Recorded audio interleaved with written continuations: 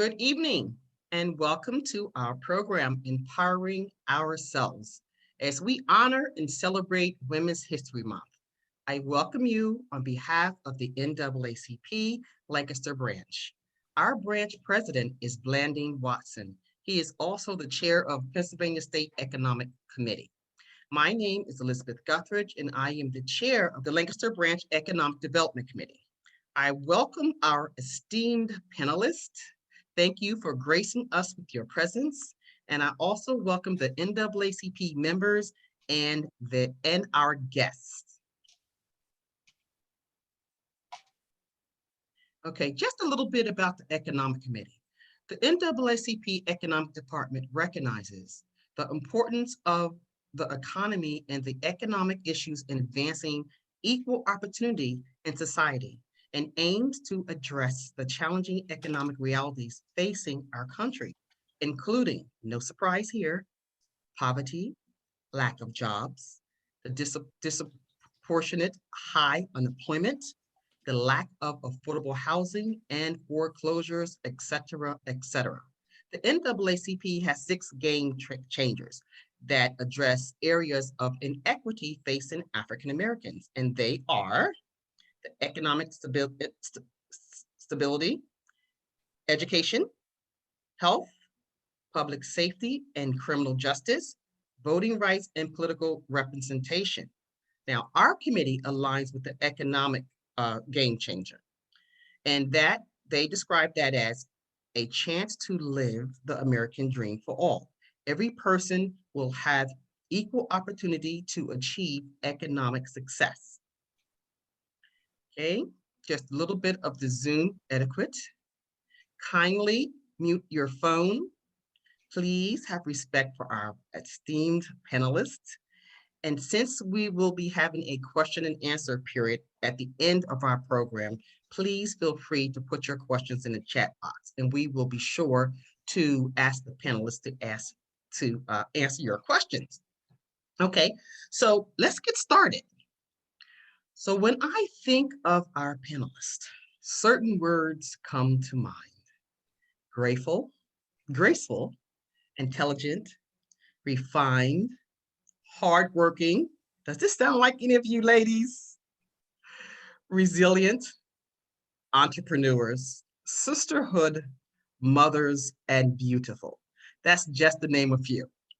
I've asked each panelist to take a few minutes to talk about themselves, discuss their journey to becoming a change agent, and I would like them to answer the first question.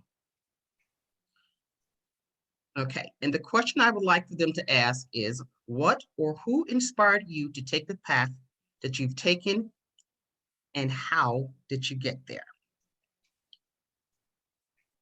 Okay, so let me introduce you to our first panelist, 𝘊𝘢𝘈𝘊𝘗. 𝘊𝘊𝘈𝘊𝘗 is a financial liberation expert, an ambassador for self-worth and gratitude, and a proponent for women's empowerment, especially for women in business. She guides women on their journey to self-sufficiency by educating them to take back their financial power. Man, that's deep. She supports them in gaining the confidence to fulfill their purpose in life. She has a bachelor's degree in finance, but decided to gain additional certification in both emotional intelligence and financial education because she has had to heal herself first. She has done the work and lives by the motto, never underestimate your ability to thrive. I love that. As CEO and founder of 𝘕𝘈𝘈𝘊𝘗 Life, LLC, her mission is to elevate women worldwide to a greater quality of life. As an educator and a public speaker and an author, she shares her message of financial liberation through a transformational process which incorporates emotional, mental well-being with improved financial habits for continued success. I present to you 𝘊𝘈𝘈𝘊𝘗.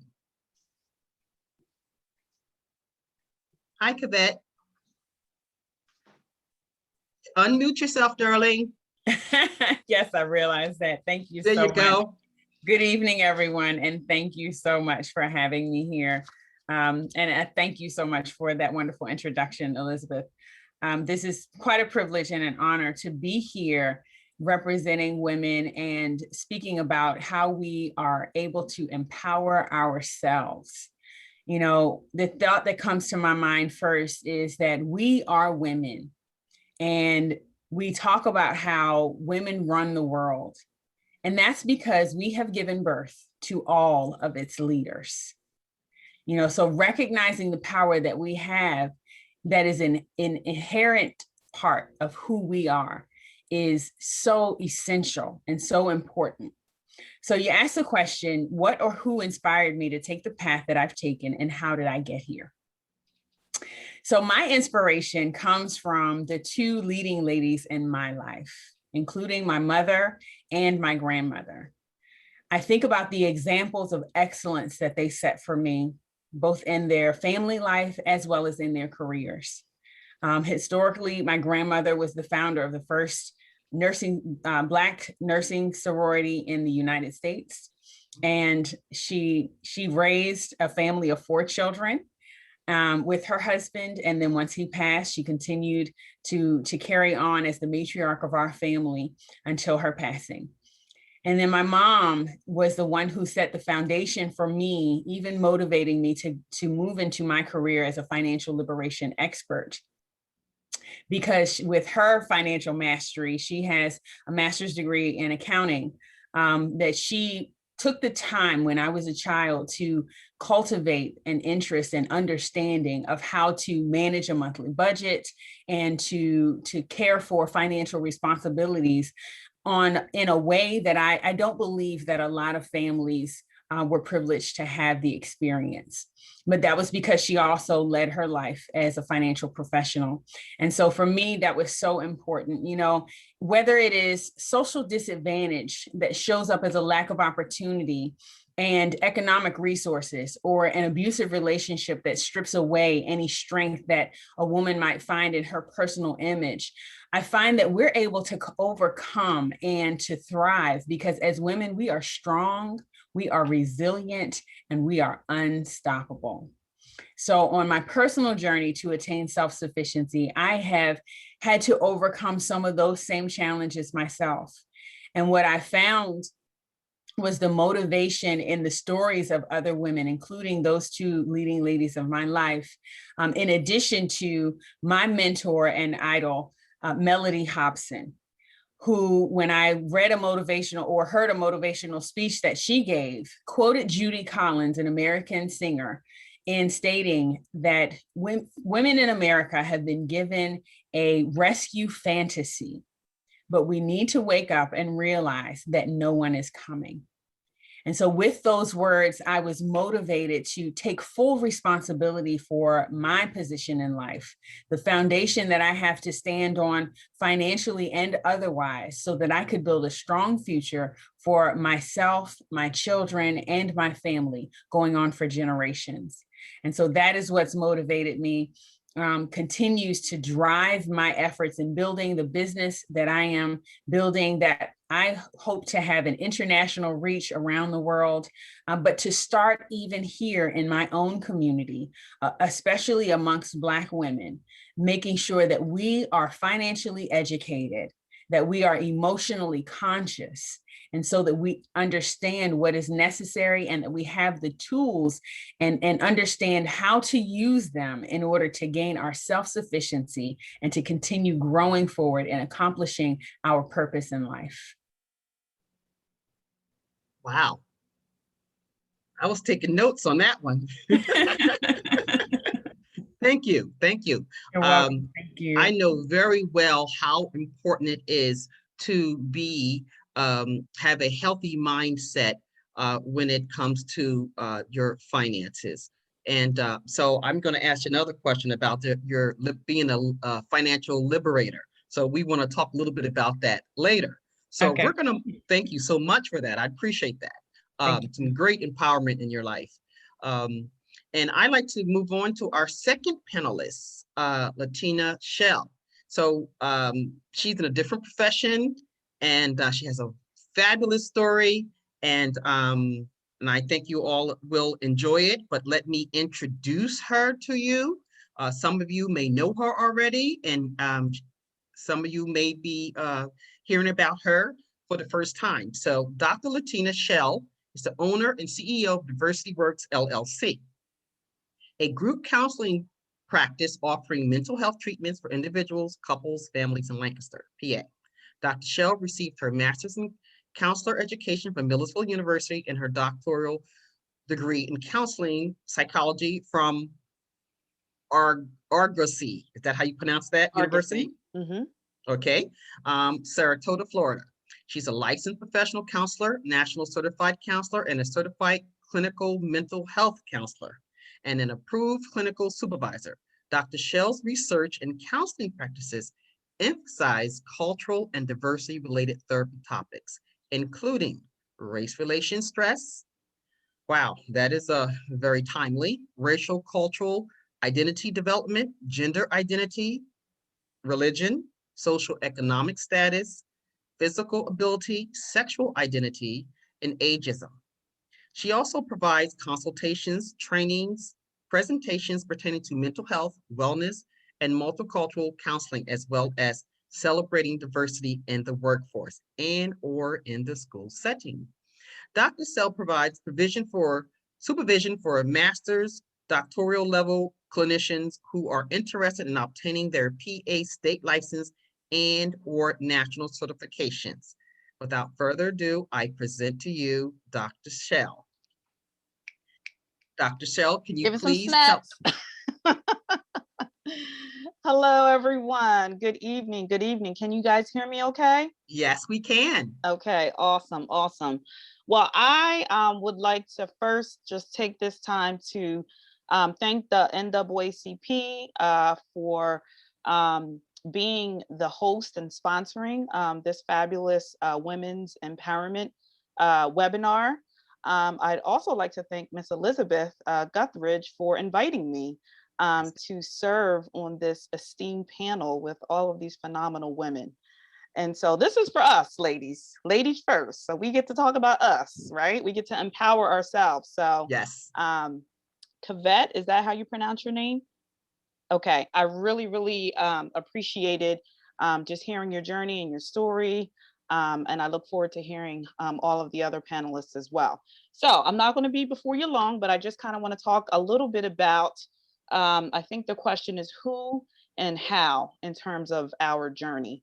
And so I want to divert you to, actually it is my breast because it says 𝘊𝘆𝘆𝘆𝘆𝘆. And what that stands for is how I got over. Okay. Yes. So that is pretty much the topic in terms of my journey and also my inspiration. Also want to give a shout out. This is the book, How I Got Over, and the title of it is The Educational Pursuit of Black Female Scholars. On the back of this book are 12 of us, all Black female scholars. Yes. Who have earned their doctorate degrees.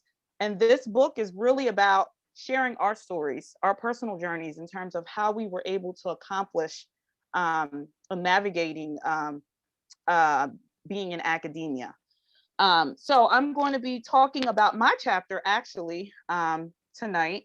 And my chapter is titled, I don't know if you can see this, but it's titled From the Projects to the Professoriate. So basically, I'm going to start there in terms of my personal journey. So I grew up in Lancaster, good old Lancaster City. I'm a city girl, if you want to consider Lancaster. We are a city, small city. Right. I grew up in the 7th Ward, in the projects. Most folks from out of town say, oh, those aren't projects, but right. I grew up in the projects. Look, Elizabeth's like, nah. I grew up in on South Lime Street, Housing Authority. And then later we relocated to Duke Manor Apartments, right on Susquehanna Street. And then I moved on to Duke Street as well. I attended Lancaster City Public Schools. I attended George Washington Elementary, then went on to Edward Hand Junior High, and then graduated from J.P. McCaskey High School. And so in terms of the inspiration, I'm going to be talking about numerous mentors, and also sheroes and heroes, I will call them, who inspired me along the way. So starting with my mother, first and foremost, and also my grandmother. They are definitely the rocks and the pillars in my family.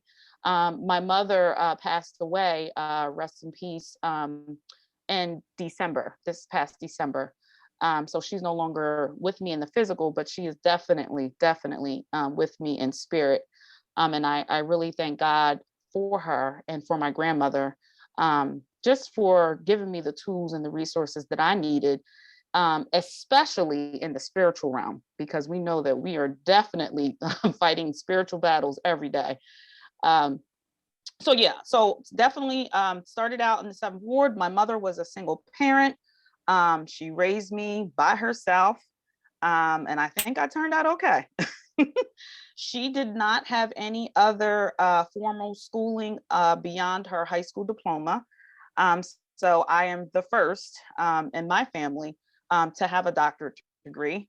And so I'm really thankful for that, and definitely reaching back into my family as well as the community to help others. So at any rate, starting with Washington Elementary, the first mentor that I can really think of is, her name was Miss Thomas.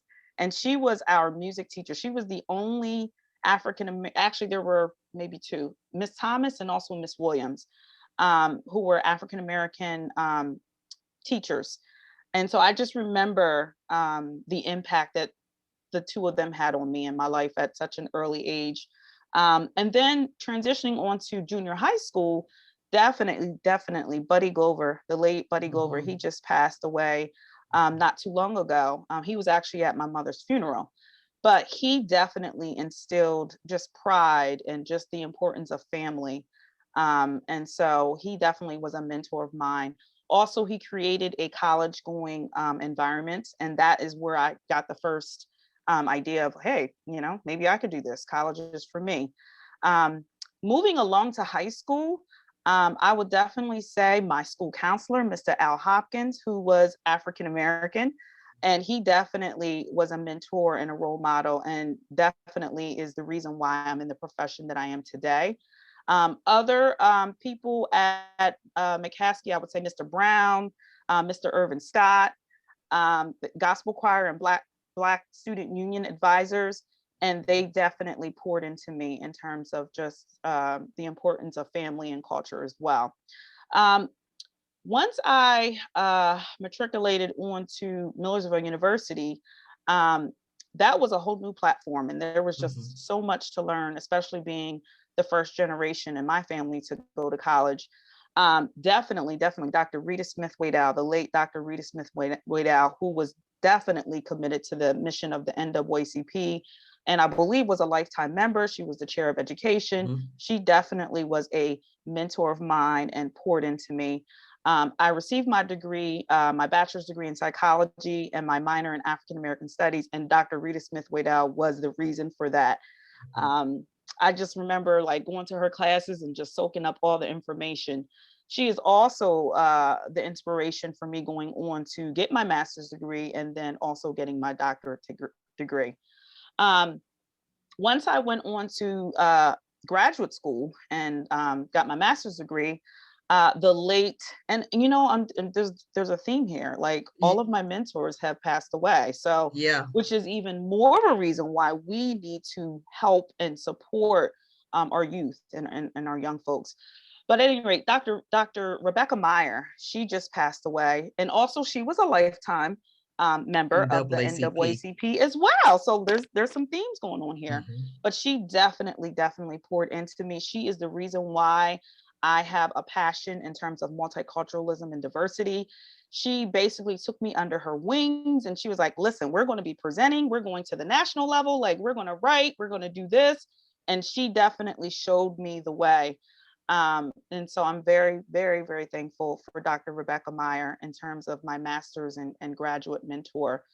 Once I went on to enter into my doc program, that was definitely a whole new animal because I worked full time. as a school counselor, and I attended my doc program. So it took me 7 entire years to get my doctorate.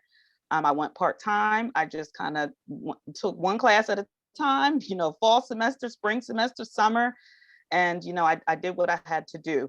But I would definitely say my mentors at the doc level were my dissertation committee. So I definitely need to send a shout out to Dr. 𝘊𝘢𝘯𝘬𝘢, who was the only Black professor, full faculty on staff. Also, Dr. Sanabria, who was one of the only, I think the only Latinx faculty on staff. And then Dr. Marcus, Susan Marcus, who was my research co-chair. And so they definitely all continue, even to this day, to pour into me in terms of presenting and all of the professional accomplishments that I have earned. And so fast forward, once I got my doctorate degree in 2011, I was serving as a school counselor. I did that for 10 years, really enjoyed that, but had a desire to teach. So I transitioned into academia. I've taught at Messiah College. I've taught at Westchester University. I've taught at 𝘕𝘈𝘯𝘬𝘈𝘗 Seminary. And so I've taught full-time. I've taught adjunct at HAC, Harrisburg Area Community College. I've served as an administrator in terms of being assistant director of a graduate counseling program. So I've done all that. And I always had a dream. I said, I want to be able to pour back into my community. So I was able to start my private practice in 2013. And so that was the start of where I am currently. I have been in private practice for the last 8 years. And Elizabeth shared my background and my bio in terms of what I do in my private practice. But this is definitely a journey, and it is a personal journey. It is a professional journey, and it's never ending. It is a lifetime journey. And so I just want to share that, whatever it is that you want to do, you can accomplish it. You can do anything that you put your mind to. You just have to really, really stay determined, stay focused, and stay motivated. And so again, the themes that, I am thinking of are mentors. So definitely making sure that you have a mentor to help you, because you're going to need it. Every step of the way, you're going to need a mentor. And also just finding not only inspiration from outside, but also from within. And like I said, my mother and my grandmother were definitely instrumental in making sure that I was spiritually connected. So. Okay, thank you. Thank you for that. Thank you. And I'll have a backup, a follow-up question, because I just appreciate your story. And I remember working at a manufacturing plant, and I had a list of EAP, and I said, wait a minute, I know this Dr. Shell person. So that was truly, truly an honor to see your name on that list. So I'll ask you a question when we go around and make sure everybody have a chance to speak, but I'm going to have a follow-up question for you. So thank you so much. So already we've talked, we've had our financial liberator, we've had our doctor in psychology. So now we're going to flip it a little bit, okay? We're going to have a little fun with this, with Miss Evita Colon. She is a poet, an artist, activist, filmmaker, screenwriter, and a creative entrepreneur. She is the owner of Speak to My Soul, LLC, an organization that uses the performing and cinematic arts to empower, educate, and elevate the community. Her platform serves as a safe place for creatives of color to network, develop, and gain access to tools and resources needed to succeed. Among her many accolades, she was awarded the Presidential Social Justice Award by the NAACP for her work with Speak to My Soul in the community. She was featured on Huffington Post online, and her poetry was published on BET.com's by Black Girls Rock. Oh, go ahead, girl. Evita is a co-owner of A Concrete Rose, a Black bookstore, a microbrewery, and an intimate performance venue. She believes in the power of storytelling through art, orating her own history, and to take control of the narrative surrounding her people. Okay, honey, grace us with your presence here. Thank you. That was beautiful. I'm just so honored to be here. I'm humbled to be amongst such powerful and established, esteemed women. Yeah, my journey has been one of much trial and error. Coming from Lancaster, like I went to King Elementary. I went, similar to Dr. Shell. I went to Hand. I graduated from McCaskey, but my not my upbringing, but the things that I was going through as a child, I didn't really know how to navigate those feelings. I didn't know how to express them. And in a lot of spaces around family and stuff like that, they weren't given the tools to give us a safe space to express ourselves. But what was different within my household with my mom, she was a poet. So she allowed me to express myself. She allowed me to ask questions. She allowed me to challenge her, which is something that was unheard of back then. Like, you don't challenge your parents, but it gave me my voice. Like, it helped me find my voice. And I always, just commend my mom for that, because my son is the same way. And it is very difficult to try to navigate that. But she helped me find my voice, and I always watched her. She was very resilient. She was a single mom. And she still allowed me to try everything out to figure out which, path I wanted to go down. So even when I wasn't, showing up at my best, she still showed me love. She still showed me compassion. I knew that I can come home broken, or after I had made so many mistakes, and still feel love within my house. So that was really the foundation for everything, and her resilience to be able to withstand everything that I was going through and still show up as the person in the community that she is and she was at that time.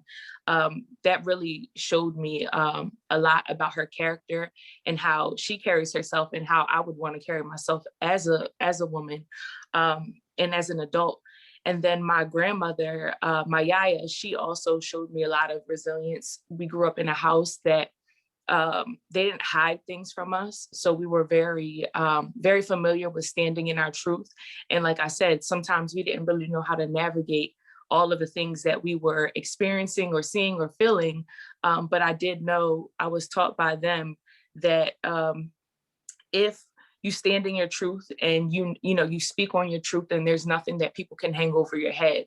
And that's just something that I always kept, close to me as I grew up, was to know who I was, know what I've done, and know where I'm going, at least have some type of idea to know where I'm going. So no one could hang anything over my head.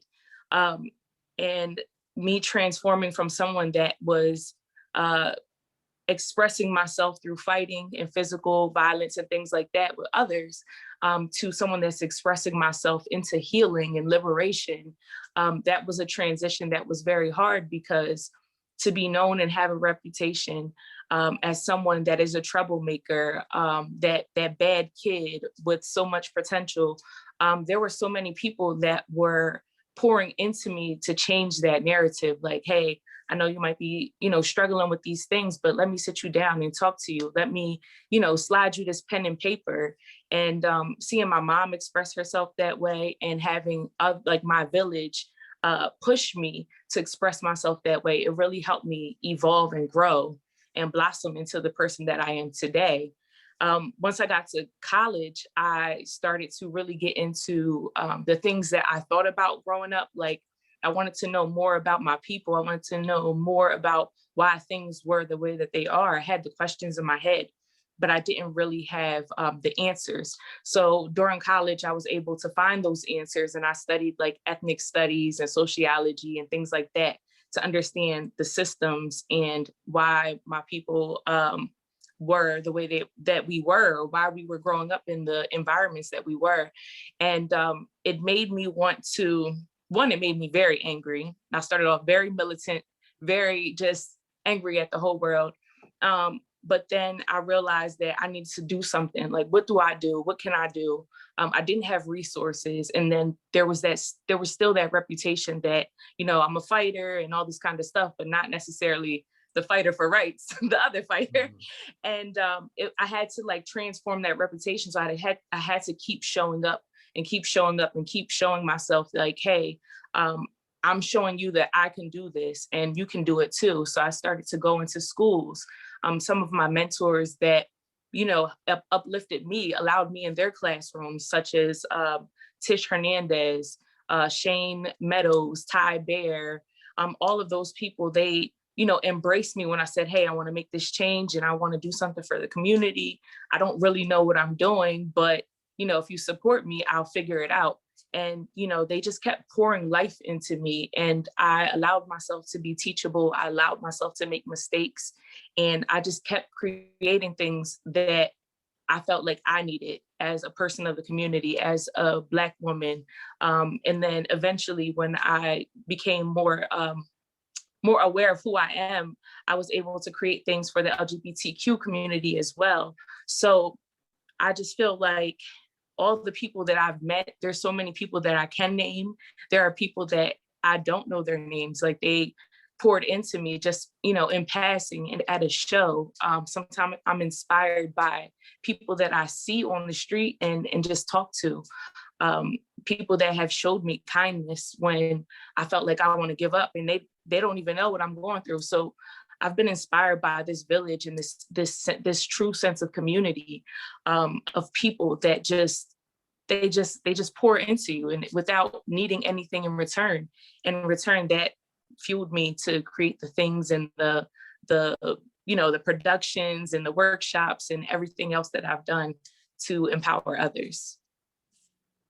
Excellent, excellent. So I have to say, when I met 𝘕𝑉𝑇A for the first time, she's with her mom, and I always invite them to when we have our financial summit. And I so look forward to, you know, sometime having it in person again. And those two sisters be telling it like it is. And I'm like, come on now, pop your fingers, girl.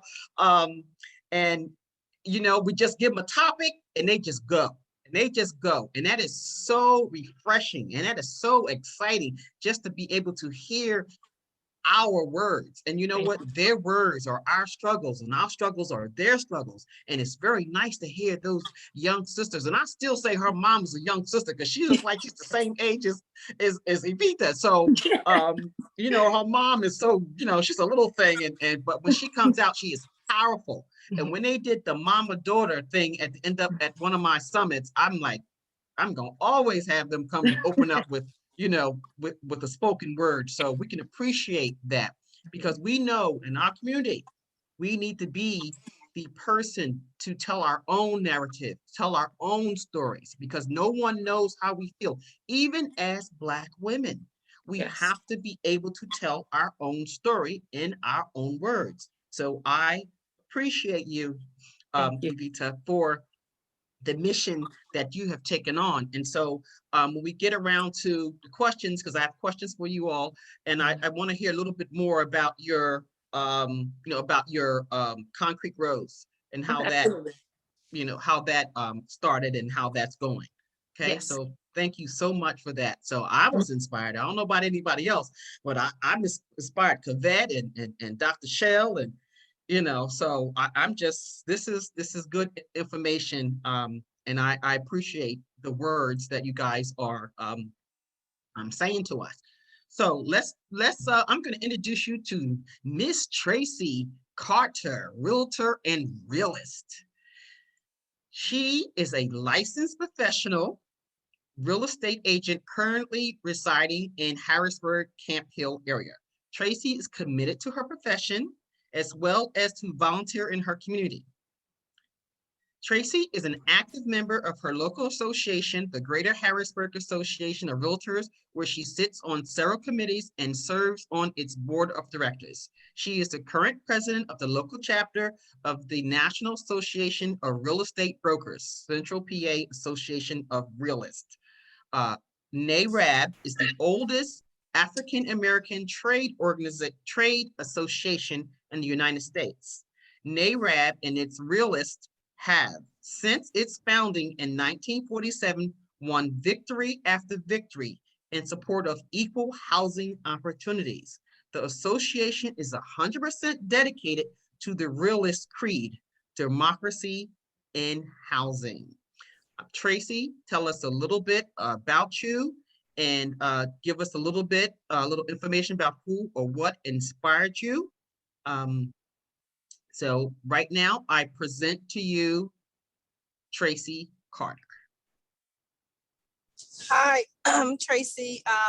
Elizabeth, I want to thank you and the NAACP for inviting me on to speak a little bit about myself and my passion and awesome women, young women, because of course I'm the senior citizen in the group, for their dedication and commitment and passion. I mean, I could feel it coming through the phone. So you're 100% correct. I'm a realtor and a realtist. I absolutely love what I do. And I am so sorry I'm driving. But anyway, I absolutely love what I do. And I've been in real estate as a licensed professional since 2005. 5 years before that, I was an investor and a landlord and a homeowner, things of that nature. And I really got my license. Well, in the 80s, when I was in college, I took the classes to get my license, but I didn't. But I got my license for one of the reasons. The main reason was my husband and I at the time, we were renting our properties to brown folks, to people who look like us. I'm so sorry, to people who look like us, and which was noble. We were great landlords, I think. It was a good stream of income for my family and myself. We figured we had 5 children together, so we owned 6 houses. If we died, each one would have a house and there'd be 1 extra, right? So that's what we figured at the time. But as we were serving our community, because that's how I looked at it, I realized, we're paying $200 a month in mortgage, if that. But at the time, our tenants were paying $600, $700 a month in rent. And then they had to pay their utilities and so forth. And to be quite honest, I felt like there was some kind of gap in that situation. Not that it wasn't nice to have a profit for my family. I love that. But I'm like, there's a whole community which are brown, Black and brown women and men and families who are putting up with this over and over again, and their landlords aren't half as good as we were. And so I decided to get my license just to kind of, help people buy those houses instead of rent them from me. And I can remember my very first house I sold, I swear to goodness. It was a single mom. She was young, and we were at the settlement table, and I had to get up because I was in tears, and I went into my broker and I said, I can't believe I just got this lady in a 30-year commitment. And I start crying, and she's like, if you don't get back in there and help your client, this is what we do. So, and I'm saying that to say how much I absolutely can relate, and I love my customers, my clients, the people we service. I got involved in real estate because there weren't Black or brown realtors, and somebody needs to be in there representing us. At this point in my career, and I've seen a lot over the years, I've seen a lot, but at this point in my career,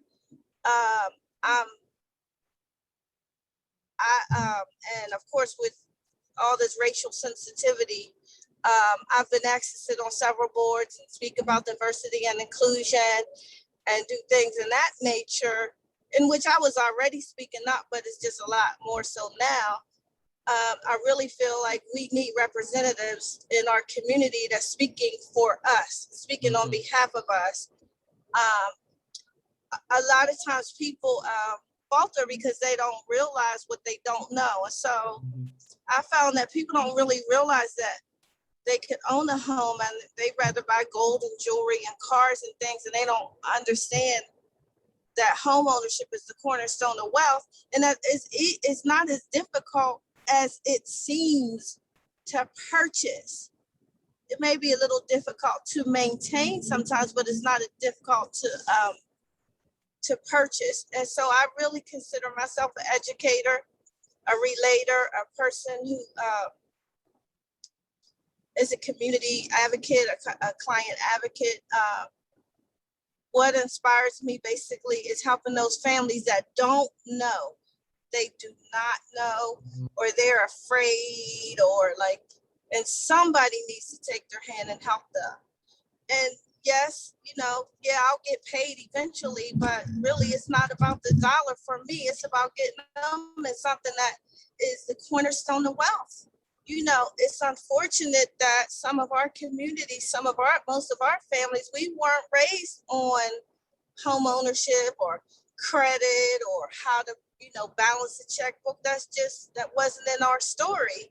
And so it's amazing that, you know, what a white family does versus what we do. And, you know, a white family, they buy a house, they take the equity from the house and send their kids to college. So that way their kids don't have a student loan, you know, and then when that kid gets out of college, you know, they kind of mimic that. And here we're renting. Our kids have to, if we go to college, that's fine. If we don't, you know, that's another story. But our kids have to take out student loans and they're automatically in debt from the door. So, I mean, it's so much redlining and steering and all those other issues over the years and all, it's just a lot. And so that's why Tracy Carter is a realtor and a realtist and a member of the National Association of Real Estate Brokers. And so again, Elizabeth, I want to thank you for inviting me. You know, I was all nervous and hesitant. Oh, I can't do this, but you know, I have to. Right. Thank you. And I told you can do it with both hands tied behind your back and probably driving. And I'm driving. Yeah. So, okay, ladies, I mean, I'm just really inspired because I know that we all have different stories, but I'm hearing a lot of the same things. So, you know, I want to have some follow-up questions, and I'm going to start with Kavette again, because I know, Kavette, you were dancing and giggling and carrying on and hearing her say all that financial stuff, what, you know, all of that things that you tell people about every day, you know, and sometimes you have to handhold, sometimes you have to just take on that educator role. And be honest, everybody on this call, we are all educators. And that's why we've got to where we are, and we have to give back. I mean, we have to give back. Somebody has to do that. So, but I want to ask a few questions, and I'm going to ask you all the same question. And I want to ask, because you all are entrepreneurs, and so that really empowers people listening, saying, you know, these ladies can do it, and look where they've come from. And Latina saying she come from some projects. I mean, you should see that, how nice and clean that neighborhood is. I don't know where they think. Try going to Philly. Those are projects. But we all joke about that. But the point is, and this is a reoccurring theme that I'm hearing, doesn't matter where you are, you can always start from right where you are. And it's funny that your common theme is, first of all, are your parents and your close people. And the other common theme is, if not your parents, it could be totally different strangers. So we have to accept whoever wants to pour into us, whoever wants to empower us. We have to accept that, because we need all of that so we can pass all that on. So moving on, question for Kavette. So what advice would you give a new budding female entrepreneur? what advice would you give her to empower her? Because we all know entrepreneurship is not the glamour that people think that it is. So talk a little bit about that for me, sis. Yes, yes. And that's an excellent question. Thank you. When you think about entrepreneurship, it is the taking of ownership. And so what I do is I encourage people to take ownership in every level of their lives, whether they are employees or they do begin their own business, whether they're working while they start a business or whether they are able to invest and just jump with both feet in.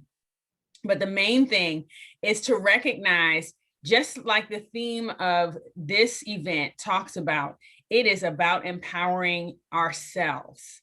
Because we are not always going to have someone there to cheer us on or someone there to root for us in our corner. Oftentimes, we will find that there are many obstacles and many opponents to our progress. But what we have to remember is those who have gone on before us to lay the path, which we're able to move forward on, and to make sure that we continue to blaze the path ahead of us for those who are going to come behind us. And that's where empowering ourselves comes into play. We have to take an opportunity to continue to make sure that our cup is full. I say this because I know that for many years, I tried to serve from a cup that was half full. Now, that was a good thing because I had a positive perspective, but it was not effective because I was not overflowing. So what I had to do was stop, take some time to heal, and to get myself to the point of being full first for myself, and then get to the point of overflowing so that I could serve others. And what did that require? That was first self-care, making sure that I took care of my basic necessities and needs, making sure that I'm taking care of emotionally, mentally, spiritually, physically, and financially on the most basic levels. Sometimes we neglect our health because we say, oh, we're too busy taking care of our families. But how in the world can we take care of our families if we neglect our health? And so as an entrepreneur, we can become very busy because we take on many jobs, many hats, many responsibilities. But the thing we have to remember is to put ourselves first. Self-love, self-care, self-worth, self first. Those are my mottos. Absolutely. And so when I talk about my personal principles of self-worth and gratitude, when I talk about having swag or being the swag lady, that's exactly what it is. It's self-worth and gratitude, making sure that I'm recognizing that I appreciate who I am first, so that then I can show gratitude for others and I can give the gifts that have been given to me and I can pay it forward. The second thing is that in my business, holding up these three principles: education, guidance, and support. Education, because you have to gain the knowledge first. If you don't know nothing, you can't do nothing. Second, if you've got to be able to be guided through the process, because you may not be able to see where you're going. And so then we have to be willing to be there as mentors, much like what Latina was talking about, being able to hold someone's hand and guide them through the process.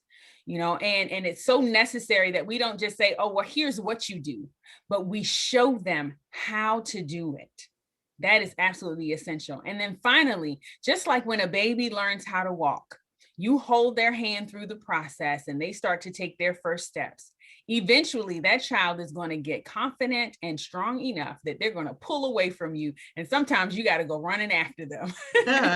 If they fall down, then you pick them up and you dust them off and you hold their hand for a little bit more and you keep going. And that's where the support comes in. We have to be willing to do that, to give that education first, that guidance through the process, and then the support, even when they're continuing to work fully on their own. And so for entrepreneur women, I would encourage you, don't give up.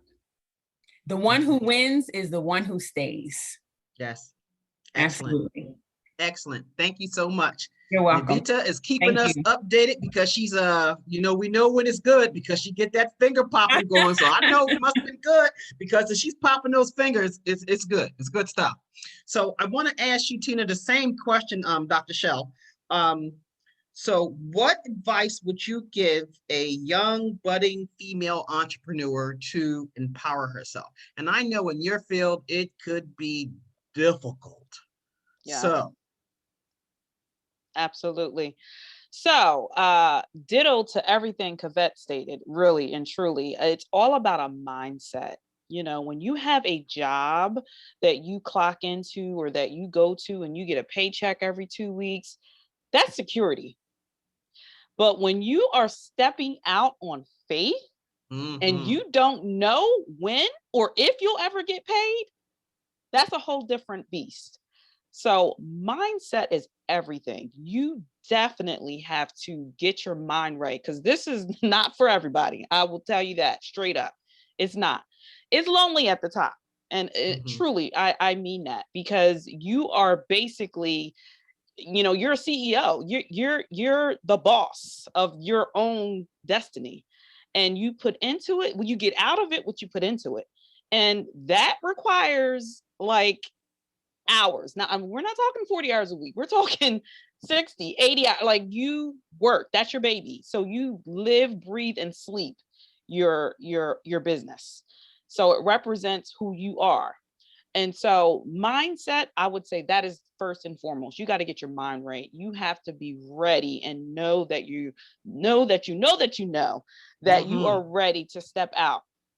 After you get your mindset right, which takes, I'm not even going years, you know what I mean, of just getting the nerve, really, it is.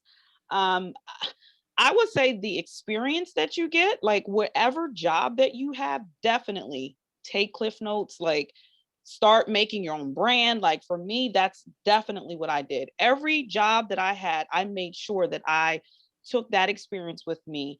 And, the things that I liked, I, developed. The things that I didn't like, I made sure that I didn't.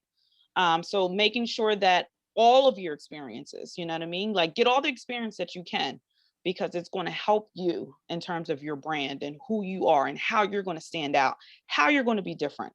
But the last thing that I want to share really quickly, because I know we have other panelists that need to speak, is really about the business. Yes. When I went to college, I have a doctorate in counseling. I learned not one thing about business.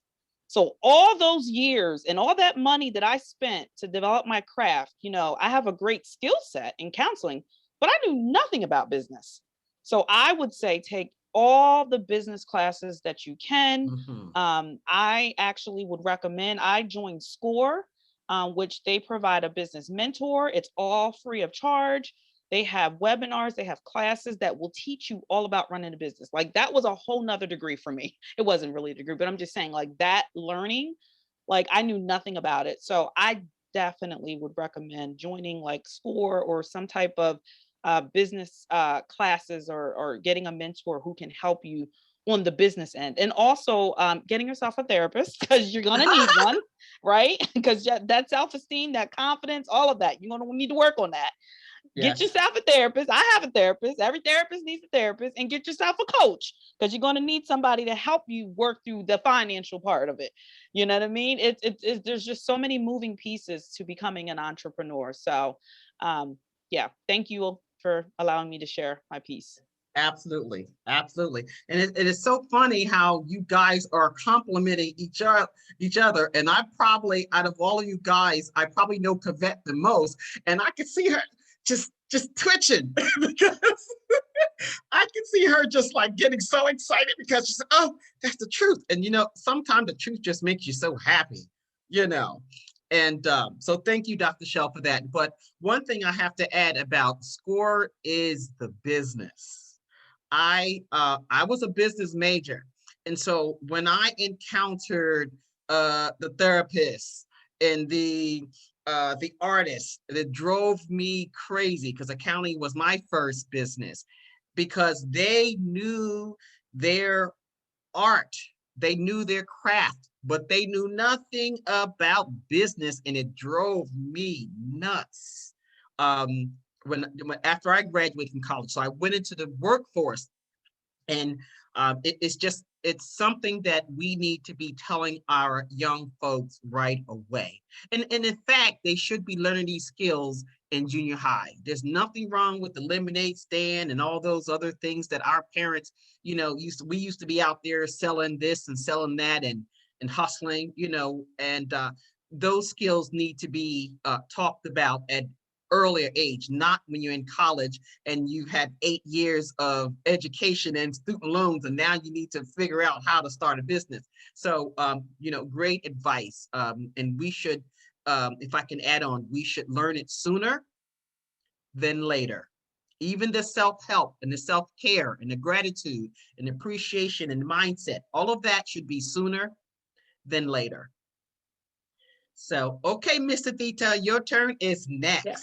I want to piggyback off of just knowing the business. Just as an artist, I had to learn everything the hard way. I had to learn through people trying to exploit me. I had to learn through people trying to, stealing from me. I had to learn through getting in the room with a bunch of men and they're trying to use their power in any way possible to try to manipulate you or whatever, just to, tell you that you don't deserve to be here. So I had to learn all of that business, having a business mindset as an artist the hard way. And I would that's what I do with Speak to My Soul now with the Soul Tribe. I teach, creators of color how to merge their creativity skill set with business. So do you know how to, what to look for in a contract? Are you getting paid? Like if somebody is sourcing you for your business, for your art, are they reselling it? Are you getting paid royalties? You need to ask these questions.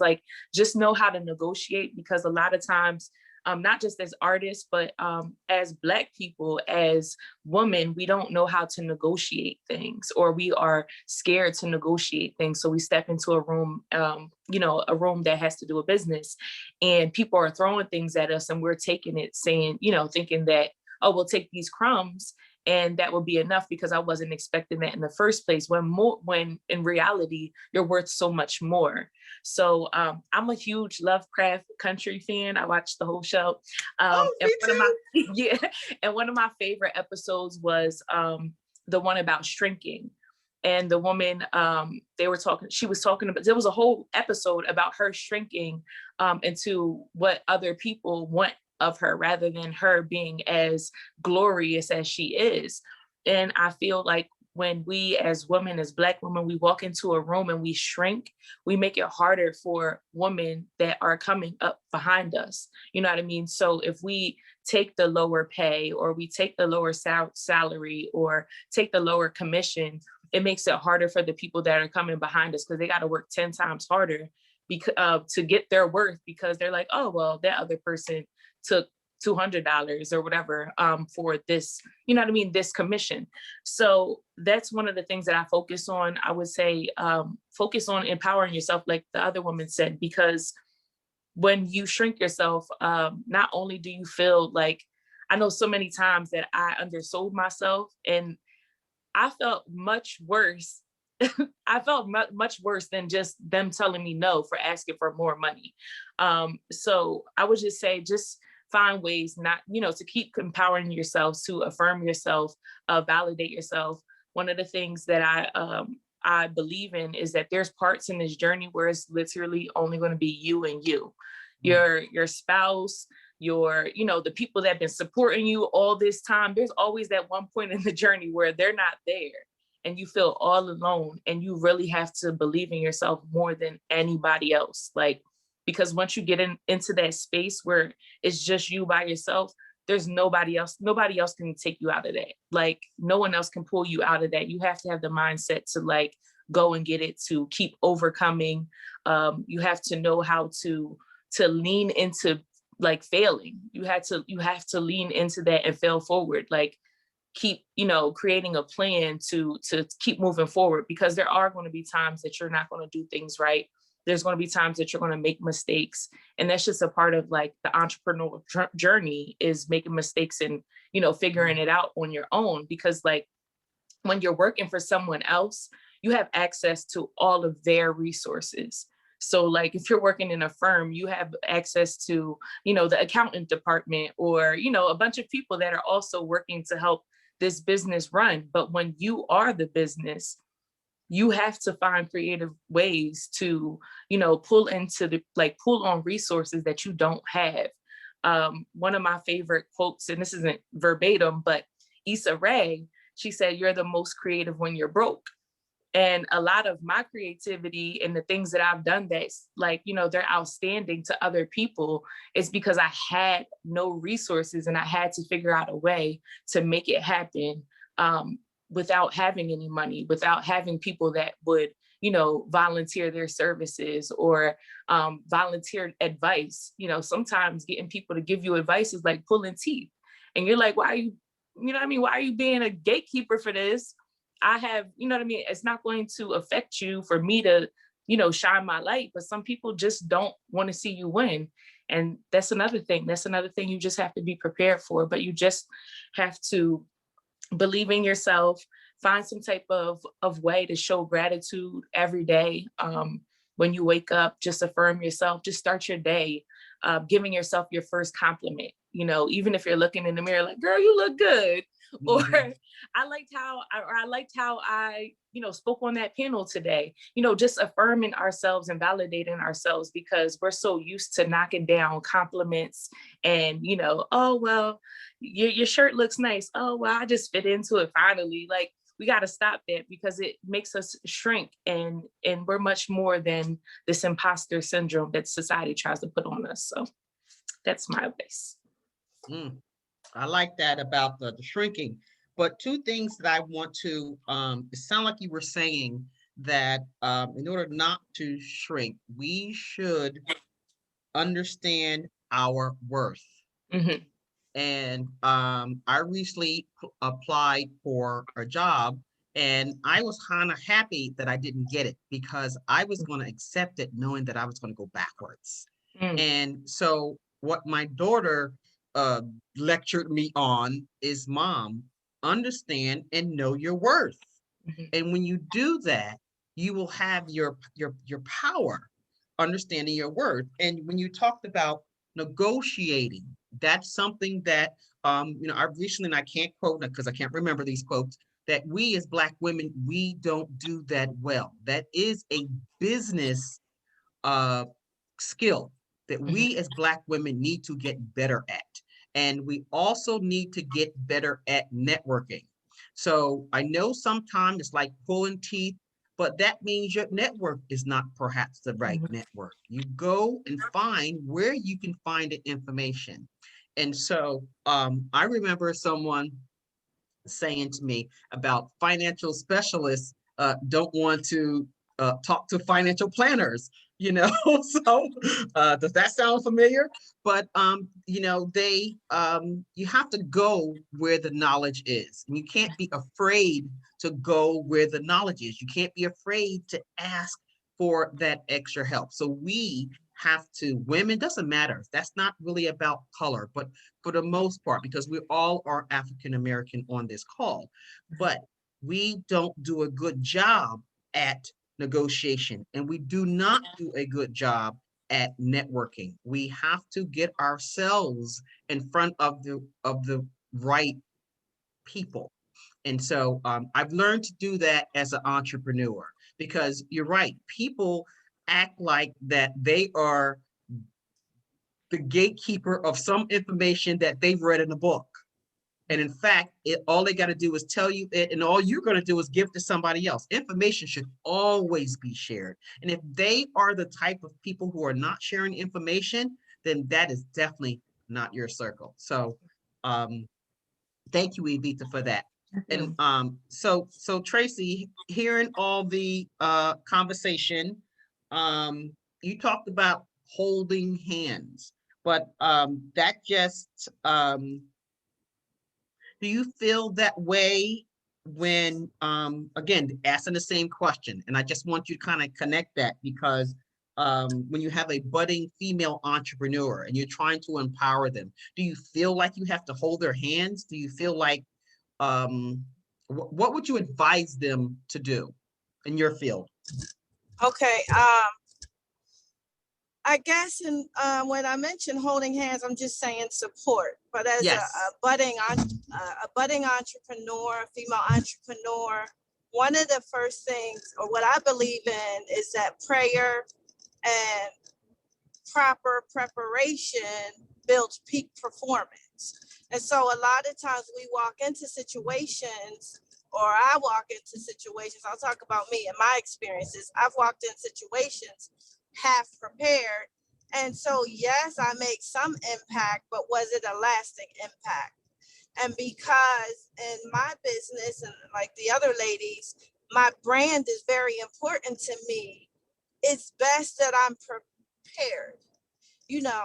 So I always advise new realtors and or new entrepreneurs is actually, number one, do something you love. Secondly, get you a mentor in that business or whatever that is, so that you have, somebody mentioned guidance and support. Prepare, don't walk into situations without being prepared.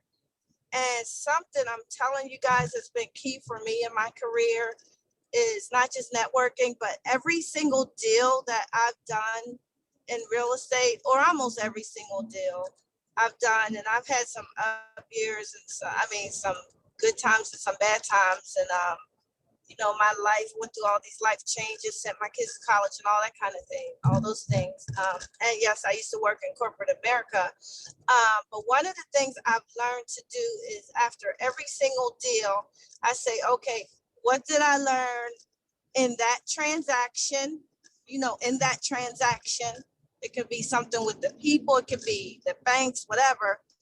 What did I learn about real estate? And a lot of times they are two different things, but most importantly, what did I learn about me?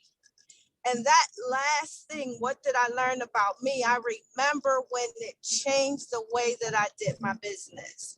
And so I really try to make sure, and I encourage fellow realtors and other people to have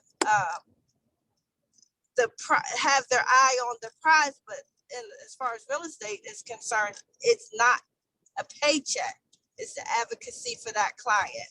And so I just advise people to stay focused.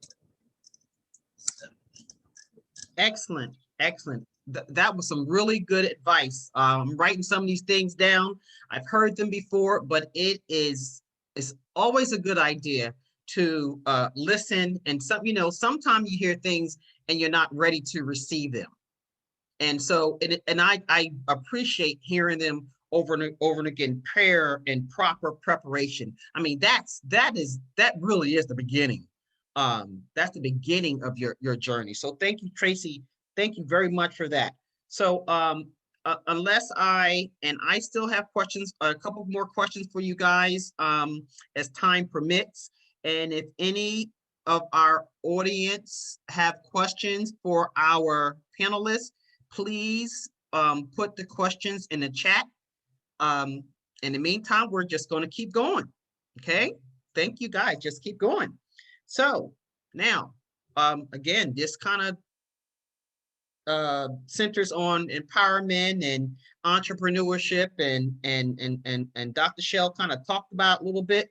So specifically, when times are tough, what motivates you? So let's start with 𝘕𝘓𝘓𝘓.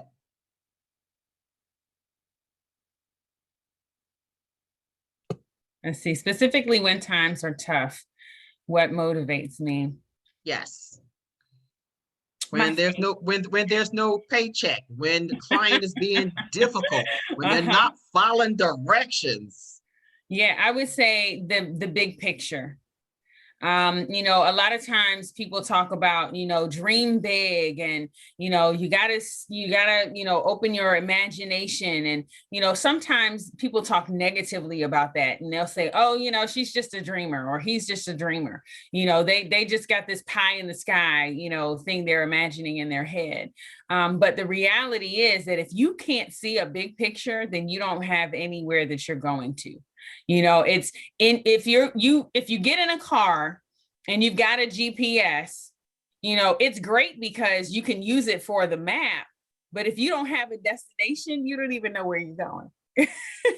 So if you run into a bump in the road, you know, if you get a flat tire or you run out of gas, you know, it's like, okay, well, what do I do? Where am I going? How do I handle this? You know, there's no real motivation to get back on the road because you don't have a destination that you need to arrive at. And if you haven't given yourself a goal in terms of a timeline, then there's, you know, that destination with the timeline that you want to reach to, that keeps you motivated for going forward.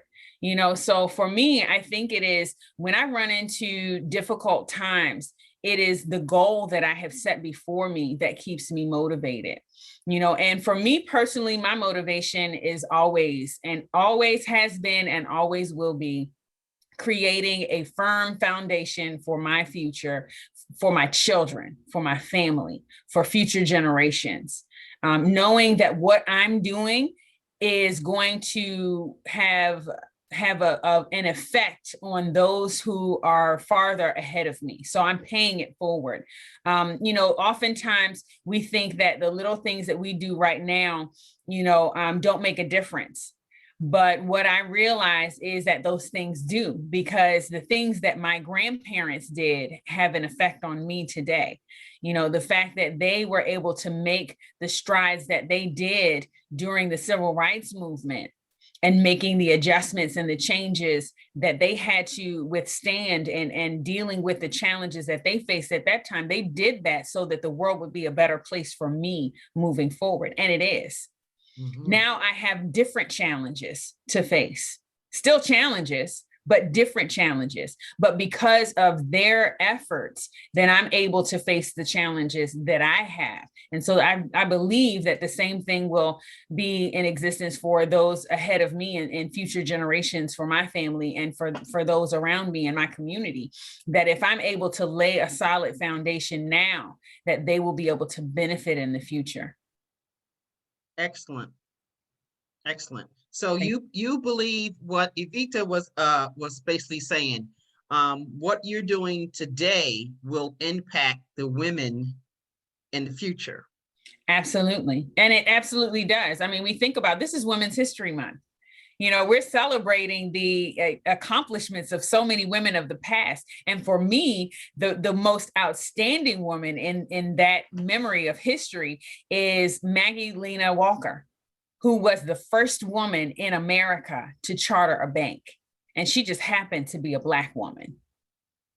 You know, and so I think about, yes. And so I think about, but for me, that stands out because I think about who she was and what she did during that time. That was at the turn of the century, 1903. And when you look at the picture of her standing with her board of directors for that bank, they were all men. They're sitting in their chairs and she's standing at the head of the table, you know, because she's the one who was running that bank. She was the one who chartered the bank. She's the one who made the advancement, who had the dream and the foresight to make the necessary efforts to make that happen, you know, and so now she serves as, and she's no longer around, but she serves as a motivation for me because she paved a path that made it easier for me to walk forward. Now, when I get to the place where I have to now go through and create a new path, I understand that I'm doing it for the women that are coming behind me. Excellent. Excellent. I'm just going to say before I forget, you all are my sheroes. Okay. So, you know, just, you are I just want to say that, you know, because you guys inspire me. You are just so much, did the fingers. Okay. Did the fingers. We just have so much energy, so much knowledge. And And people need to hear your story over and over and over again. And so, Dr. Shell, take it away. You know the question, or do I need to repeat it? Yeah, so I think the question is, what do we do when the going gets tough? Then the tough get, yeah, okay, that song. And I what can hear the song. and what motivates you when Right. that Oh my happens? goodness. Wow, that's a loaded question. Yes, Oh my it goodness. is. There's so many moving parts to that. But first and foremost, I will say, I personally take everything to God in prayer. First and foremost. I don't know. I know I would be lost without him. That's for me. So I would definitely say, for any entrepreneur, you need to find your source, whatever that may be. Mine is God. If it's whatever it is, your source, you need to have something outside of yourself that when you can't figure it out, that when your spouse is not there, I think Evita talked about that. You know what I mean? Like when you don't have your family or you don't have your fan clubs cheering you on, who can you go to? My source is God. And you know what? There's many a nights, many a days throughout the day that I'm constantly in prayer and meditation. So for me, that is my lifeline. I find that when I wake up, that is the first thing that I do. I'm meditating, I'm praying, and I'm just trying to get in alignment because we're here for a purpose. First and foremost, we're all here for a purpose. So we need to, first of all, find out what our purpose is and use that. When you are facing times of adversity and challenge, go back to what is my purpose? If this is my purpose, then there's no weapon that's going to be formed against you that you won't be able to prosper from. So you need to be rooted in your faith, in your spirituality, in whatever source it is. That needs to be first and foremost. So yes, I listen to the voice and use that as my navigational piece in terms of finding my way and making sure that it's not about me, right? Because we all have things that we want to do, but that it's in alignment with what your purpose is and what your plan is. So staying connected to the source, to the root. That's first and foremost. But secondly, when I do feel that I need to reach out to my brothers and my sisters, and I say brothers and sisters because Blandon's on the call, that's my cousin. He's there. There's many times Blandon and I are on the phone like, cuz I need your support. Like, can we go out to lunch? Can we do brunch? Can we, whatever. It is so important. I think that we have to do it all, or we have to know it all. You know what I mean? No, we don't. In fact, it's stupid to think that you know it all, or that you can do it all, because you can't. We're not built for that. Right. You know what I mean? So we're standing on the shoulders of our ancestors. And so we need to also be able to reach out and ask for help when needed, or ask for support, or get the support that we need. Especially in your fields. Like my field is there's not many who look like me in my field, especially here in Lancaster. So I have to be creative in building those networks and those supports. So I have clinician friends that are in different states. So that's okay. We create our little group and we call each other, we support each other. So you just got to find creative ways. I think Evita talked about, when you're broke, that's when you're most creative. You find a way to make sure that you get what you need. Let's see here. We talked about mentors, definitely. Yeah, I think those are the main points. Just staying rooted and connected to whatever your source is, and making sure that you're not afraid to ask for help when needed. Absolutely. Absolutely. It seems like this is a common theme. And so, excellent. Thank you. Thank you for that. So, Evita, the question is, do I have to repeat it for you? No. I would definitely agree with them. I mean, you definitely, like everything that I do, I try to stay in alignment. So I know what I'm supposed to be doing, and it has to do with knowing the bigger picture. It has to do with tapping into my purpose. So like, I think people don't realize that, like, when we say our prayers and we want these big dreams and we want these huge things for ourselves, are we prepared for those blessings? Are we really prepared for that outpouring? And sometimes, you know, life will challenge you to see if you are really prepared for the next thing or the next step. So that's how I try to see, you know, those hard times. And I'm going to be completely honest, like, I don't, like, during those times, I don't always see it that way. When you're going through those times, it's hard to remember those things. Just being here on this panel is reminding me, because we're going through some stuff, trying to open up a concrete rose. So like, just going through that and just having that, these affirmations, like sitting on this panel, this is uplifting me, you know, reminding me that I need to, you know, look at the bigger picture. I need to tap into the source. And one of the bigger things that I always say, I have it on a post-it note on my desktop, and it says, if you feel stuck, take a break. And it's just a reminder that I need to, like, not be so, like, obsessive over getting there, and take care of myself. And this was said in the beginning, you need to take care of yourself. So sometimes I do need to step away from the work and go live a little bit and immerse myself in just living my life, because we become so immersed in work and, you know, just trying to get there, that we get lost on the journey because we never took a break. We never took care of ourselves. So I try to take breaks, especially when I feel like I don't know how to, when I get to a point where I don't know how to plan to move forward or plan to overcome, I know that I have to take a step away from those things. Absolutely. That is definitely take a time out. We all need those mental health days. Yes. And as a matter of fact, I remember doing, because my background is human resources, I remember when they were just, you know, days off, but they simply label them now as mental health days. And it's gotten so popular that it is actually a benefit. If you do this for your you know, on Wellness Day, then you'll get a mental health day.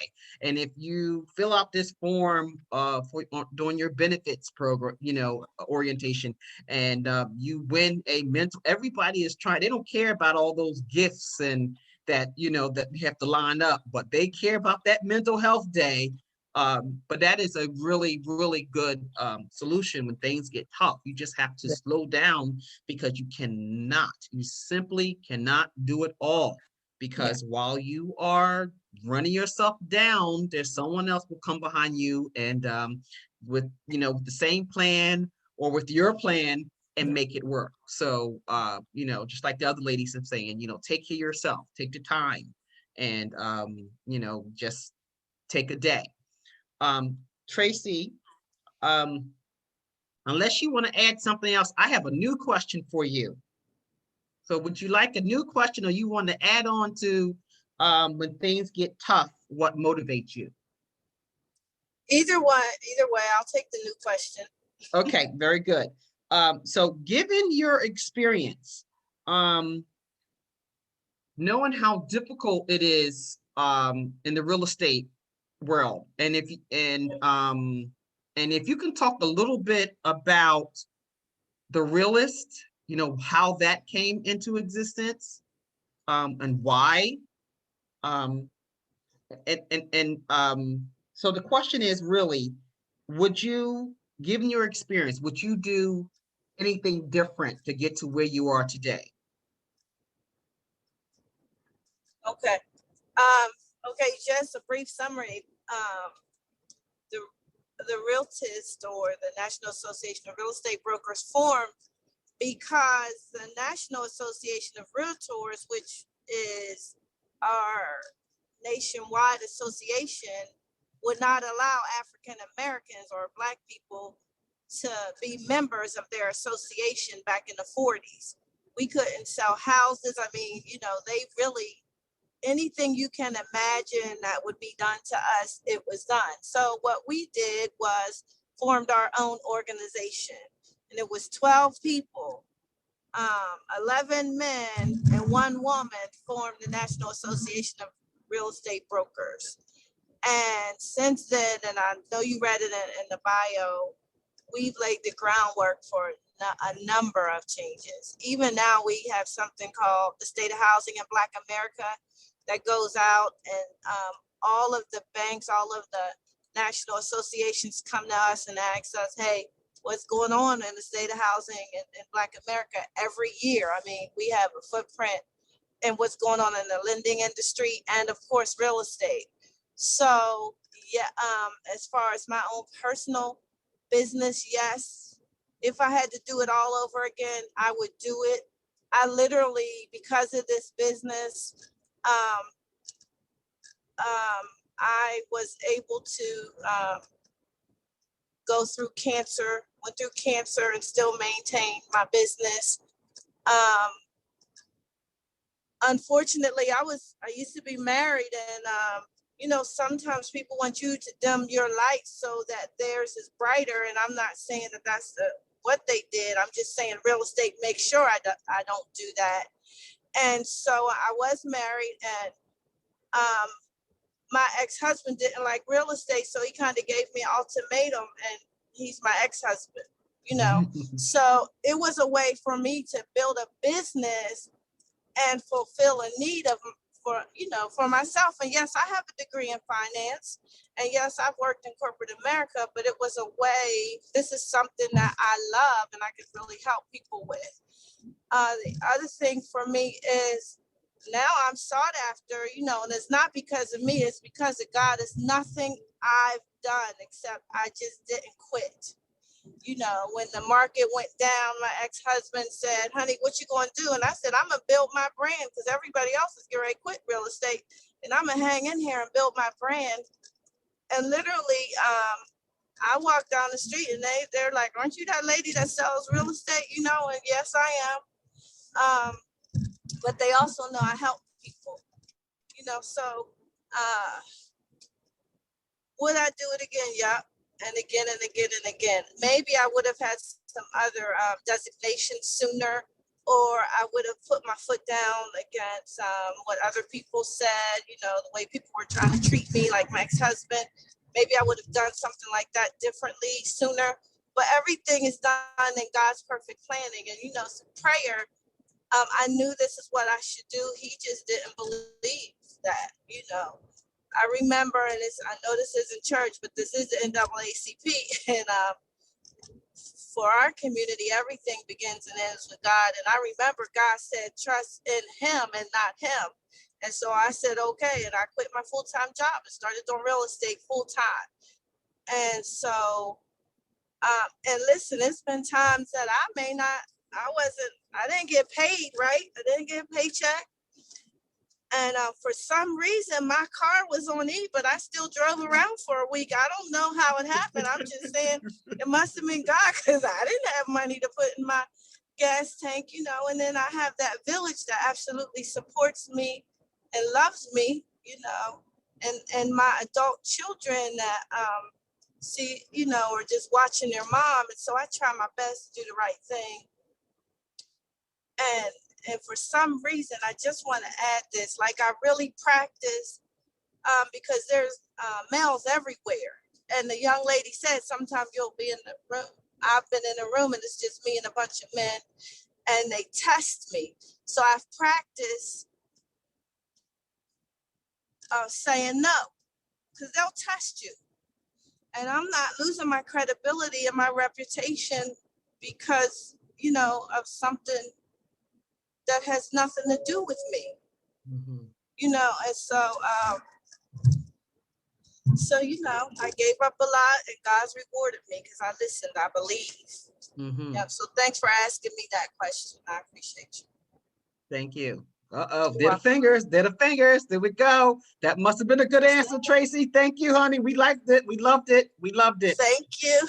Yes, we loved it, thank you, thank you. And so, Kavette, we are going to ask you the same question. Given your experience, would you have done anything differently? Absolutely not. And I say that because it is the experience that I've had that's brought me to where I am. And that gives me the fuel for the fire that continues to burn in me. The challenging experiences that I've had, you know, Just to name a few, within 3 years, I experienced 3 major traumas, including surviving a natural disaster where I went without water for, or running water for over a month and no electricity for over 4 months. Not long after that, I lost my father in death, and I had to come back and take care of him, or take care of his final affairs along with my only sister. And I had no money and I had no foundation, to contribute to his final affairs. He had no will and no life insurance. And that's one of the things that has motivated me to do what I do in educating women the way that I do, so that they don't have to experience the same things that I did. And even if they have challenges, that there'll be different challenges. And I can give them the tools that they need in order to be able to overcome those challenges. And the third trauma for me was that not long after my father passed away, my marriage fell apart and separated and divorced. And so, in those 3 challenges, what I found was that it gave me the fuel that I needed, again, for the fire that continues to burn in me, because it did not take me out. It's as the saying goes, beaten but not broken, down but not out. And being able to pull myself up, because I was in a very lonely place, where there weren't anybody who was able to really relate to what I was going through. And even the people sometimes that I turned to just couldn't understand and couldn't give me what I needed. And so what Tracy talked about in terms, and what Latina talked about, and even what 𝘊𝘰𝘮𝘀 talked about in terms of turning to our maker and recognizing that there has to be a source that is greater than we are, that we turn to. And see, in those times is where we're able to recognize that those powers are at work, and where we're able to see the gifts that are given to us. And that motivates me to give the gift that I have to others, to not be stingy and selfish, but to be generous and overflowing, to make sure that I am showing the gratitude for what has been shared with me, but that I also have received the building up from that same spirit to maintain my self-worth. I was reminded on so many occasions, just that inner voice, that speaks to us. When I needed to take time to be down, I took time to be down so that I could, not get away from work for a minute, clear my mind, grieve, express my emotions, recognize, be conscious in them and where I was. But then also understanding that when the time came for me to wipe those tears away and get back to work, that's exactly what I did. And so it is understanding the balance between, experiencing the challenge and then celebrating the victories, and never continuing to be a victim. That's one thing for us as women, because in many situations, we are just inherently disadvantaged based on the perspective that other people have, as you ladies have already mentioned, being in a room full of men and being challenged by them as opposed to supported by them. And that made me think of Maggie Lena Walker as well. I talked about how she stood at in that picture at the head of the table with a boardroom full of men. But then I thought about as well, what it took for those men to see something in her that allowed them to be the support for her in that process. I want to be that woman, and that's what motivates me. So even when I have those challenging times, I know that there is a strength in me that will allow me to overcome. And that is truly what empowering ourselves is all about. Excellent, excellent, excellent, excellent, excellent. Thank you so much. Dr. Shell, in your experience, would you do it all over again? Would you do anything differently? Would I do it all over again? I'm going to use a curse word. Hell no. I remember when I first, was getting started on my journey, and I went to an attorney, and I was trying to figure out, do I want to do a partnership? Do I want to do it? I was just trying to figure out like the foundation. And I remember something that she said to me, and she said, listen, if you go into a partnership or whatever it is that you do in your business, liken it to being married. That was a key word for me. When she said, I said, oh, hell no. Don't get it twisted. Marriage is a beautiful thing, but it's work. And that type of energy and commitment, and that just made me like, no, we're done. Like, I'm not doing this again. Like, this is going to work. And if it doesn't work, we going to the next, because no. So no, I would not do it all over again. However, I do believe that, everything you learn, everything happens for a reason. There's a lesson. There's something that you could take away from it. There's something that you can learn. Would I take anything from my journey? Absolutely not. Would I go back and read? No, I would not do it again. I would do it differently. I would do it better. I would make changes and adjustments along the way. So yeah, that would definitely be something that I recommend and suggest in terms of advice for any new entrepreneurs. Just making sure that, you do your best. What was the quote? I think Dr. Seuss said, good, better, best, never let it rest until your good gets better and your better gets best. Like, it's all about learning. Sure. It's a lifetime journey. And so as long as you are learning along the way and making amendments and adjustments, you're going to be fine. You're going to be fine. No matter what, you're going to be fine. Even if you're dead broke, that's okay. You're dead broke, but you have the tools and the resources now to build that 6 figures or those 7 figures, right? That you would not have had you not experienced what you went through. And the second thing that I will say is definitely something that I would not do, or something that I regret, is basically not knowing how to say no. I remember in the beginning of my career, like, everybody was calling on me. Everybody. I mean, I was getting all, can you do this? Can you do this? Can you speak here? Can you do this? And I remember thinking to myself, I have to do all of this because I'm just getting started in the profession and I need to like get my name out there. And it was just like, I burned myself completely out. And so I had to learn how to say no. Like, I can't do everything. Like, I need to be strategic in what I do. I need to make sure that I am replenishing myself and like taking time for self-care. Like, I can't do it all. And so I would definitely like to recommend or share in terms of advice. You have to be able to say no. You cannot do everything, and you cannot do everything for free. Like, yeah, you giving back to the community is good and all, but at the end of the day, like, you still have to live. Like, you can't be out here, giving away all your time, all your energy, and you still have a family to feed. That doesn't make sense. So that's all about knowing your worth too. So once you know your worth, like, absolutely, I'm not saying don't volunteer, don't give back. That's not what I'm saying. That's not the message that I'm trying to convey. What I'm trying to say is that everything can't be for free. So you have to really plan and like I said, be strategic in the things that the percentage of time that you're going to give back. I do lots of pro bono counseling. I do a lot of free stuff. But at the end of the day, like, I'm also worthy of being paid for what I went to school for, right? I have a doctorate degree. I put in a lot of time and energy, took away time from my family. Like, that right there is worthy. Like, yeah, you need to pay me. So know your worth. Make time for self-care and learn how to say no, because you can't do it all. I like that, knowing how to say no, because we sometimes are overwhelmed because I was just telling somebody today, everybody want me to do this. Oh, we like your skill set. We love your skill set. Oh, you're so talented. Then pay me then if I'm that talented.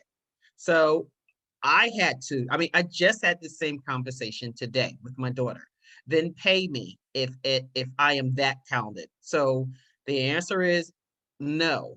I recently declined to being on a board, and I really, really, really, really wanted to be on that board. But you know what? I am not everybody's board member. So you have to take time for yourself, and you have to say no. Okay, so thank you, Dr. Shell. That was very, very good advice. So Evita, so the question is, given your experience, would you have done Would you do it all over again? Would you do it differently? What would you do differently? I definitely wouldn't do it over again. I definitely. Well, she didn't say it like Dr. Shep. Like I was It sounds expecting you to say crazy. no. Yeah, there was a lot of trauma involved of learning the hard way. And a lot of times with the things that I've chose to do, I did choose the hard way because the easy way I probably wouldn't be able to sleep at night. The easy way would, put a damper on my integrity. And I intentionally chose the hard way with a lot of things. One of them primarily being putting a concrete roads in the Southeast. A lot of people were like, oh, well, why don't you put that downtown? Or it's dumb for you to put it in the hood, per se. But why would I create something that's supposed to be for my community and put it in a space in an area where we can be harassed and profiled and all that kind of stuff, just walk into a space for us to feel safe. So I wanted to put it in the safest place that I feel safe. When I'm at my grandmother's house on Persian, I feel safe in that hood. I feel safe on those streets. So that's the place that I call home. Like I call the whole Lancaster home, but when we're talking about the Southeast, I really have, a piece of me is there. So I chose for it to be there. And a lot of people didn't believe in that idea at first. So it made the journey a lot harder. We had to sell it to our community first before we sold it to anybody else because nobody else believed. Like, why would you do something there? It's not developed. It's, the schools are bad. And I'm like, what do you mean? I went to those schools. So, I would definitely do things a lot different. I would probably still choose the hard way because change doesn't come from us, finding the easy way out. We have to resist certain things, certain structures, certain mentalities, certain systems in order to liberate ourselves and our people. So I would definitely probably still be on the same path. What I would change is I wouldn't show people how hungry I am. And the reason I say that is because there's been times that I've showed people I'm hungry, like I'm gonna grind, I'm gonna do this, that, and the third. And they would use my intense hunger as bait, but I would never get there. It was like they kept moving it further and further away. And they would learn so much from my grind and my hustle that they would build themselves up and I would never get there. So that taught me to come into the room knowing how, like, to be smarter than everybody else in the room, like to know, like, how to, like negotiation and things like that. Because when you're hungry, they could throw anything at you and you're going to take it. Because it's like, dang, I need a light bill. So I'm going to, take just enough so I can get a light bill, maybe a meal out of this. So people do take advantage of your hunger. So that's something I would do differently. And I have done it differently recently. Just showing people that, yeah, I'm a grind, but I'm smart. I'm also intelligent and I can, I understand what's going on. You can't pull a quick one on me, I guess. So those are some of the things I've learned. One of my biggest things right now is I'm happy to see how proud like the hood is of me. And like I've won, like I've received accolades from like awards and things from all over the place. But like I was walking around my grandmother's way and I seen some guys that used to be on the block around the time that I lived there.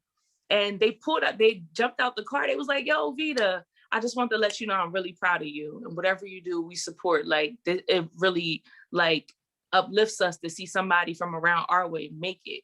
And like the way that I've done things, like people may have not agreed or anything like that, but there are people that grew up like I grew up. They went through the same things that I went through, and they're empowered by the way that I stayed true to myself, no matter what room I've been in, no matter where I went in the world.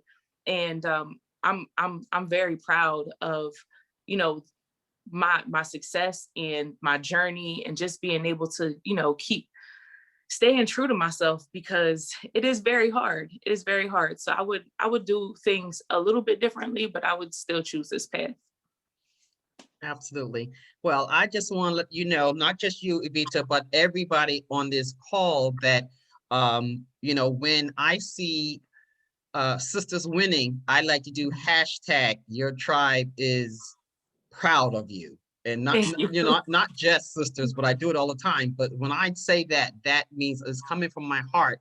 And that means that whatever you're going through, whatever you're doing, and when I say your tribe is proud of you, that means we all are proud of you. And Thank so, you. we appreciate that. So, so it's 7:45, and I just want to go around one more time. And does anybody from our audience have any questions for our panelists right before they give their final reflections? So let me see if I see any questions, but nope, I don't see any questions. So if you guys can give me your final reflections, 3 minutes or less, then we could go on about our evening. It's been such a pleasure listening to your stories. I knew they would be exciting. I know some of your stories, but you never know what somebody's true story is. And so you really can't judge people because you just don't know their story. So this platform was a platform so some of our sisters, as we celebrate Women's History Month, so they can be encouraged and they can be empowered. And I thank you guys. You have definitely done what I have asked you to do, and we appreciate you. So having said that, I'm going to go around starting with Tracy, and if you can give me 3 minutes, your final reflections on empowering ourselves, I would appreciate that. Tracy, if you can. Final reflections. Unmute yourself. All right, thanks. Okay, so thank you very much again, Elizabeth, for having me on, and thank you for these ladies. They were so good, so good. I just want to encourage the women on this call or on this Zoom, and just go for what you love. I mean, if you have a passion for something, pray on it and ask God for guidance and lead you to whatever it is He wants you to do with that, and just go for it. I always try to be the best person I can in the situation, and I always, and I say this all the time, love who you love those who love you, and love those who don't.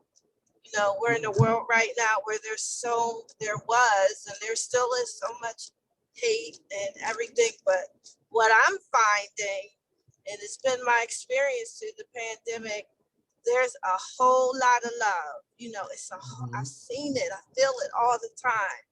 And so love who you love those who love you, and love those who don't. That's all I really have to say, and thanks for letting me be a part of this. Thank you. Kavette? You're welcome. Drop some gems on us, Kavette. You're funny. Thank you so much. And I do the same. Want to thank the NAACP for hosting this event. Thank you, Elizabeth, for inviting me to attend. Thank you, ladies, for being so insightful and so encouraging. I have gained so much just from being on this panel with you all. And I thank you for allowing me an opportunity to express from my heart my true, understanding and my feelings from the experiences that I've had, as well as the knowledge that I've gained.